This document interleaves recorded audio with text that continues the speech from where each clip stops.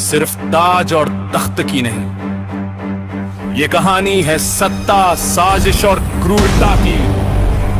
यहां सिक्कों से नहीं, तलवारों से राज चला। जहां एक फैसला पूरे इतिहास को मोड़ चला।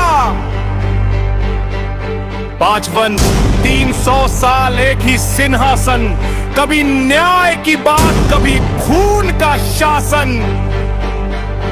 दिल्ली की मिट्टी ने बहुत कुछ देखा है। ये सल्तनत की कहानी है जिसने भारत को परखा है। अगर इतिहास सिर्फ याद करना बोझ लगता है तो सुनो ये कहानी, यहां इतिहास खुद बोलता है।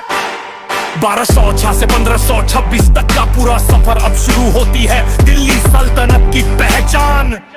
1206 में दिल्ली सल्तनत की स्थापना, कुतुबुद्दीन ऐबक ने रची सत्ता की रचना। दिल्ली सल्तनत का पहला सुल्तान हुआ, तुर्क शासन का भारत में आरंभ हुआ। कुतुब मीनार की नींव उसी ने रखवाई, दिल्ली में कुतुबुल इस्लाम मस्जिद बनवाई, अजमेर में 2.5 दिन का झोपड़ा बनवाया, गजनी गौरी शैली का स्थापत्य दिखाया। दानवी कर ऐबक लाखव से कहलाया, खुले हाथों से दान इतिहास में नाम कमाया। 1210 में पोलो खेल में मृत्यु हुई, दिल्ली की गद्दी अब खाली हो गई। इल्तुतमिश में आया, शासन को स्थिर किया, दिल्ली को राजधानी, सत्ता को केंद्र दिया। टंका और जीतल सिक्कों की शुरुआत की, अर्थव्यवस्था को पहली मजबूत नींव दी। हकाने चहलगानी का गठन किया, 40 तुर्क सरदारों को सत्ता में लिया। 40 का दल कहलाया ये समूह, सुल्तान की शक्ति पर रखा अमीरों का रुख। 1236 में रजिया बनी सुल्तान, भारत की पहली महिला शासक का नाम। योग्यता थी पर अमीरों को मंजूर न आई, तुर्क सरदारों ने उसे रोकने की नीति अपनाई।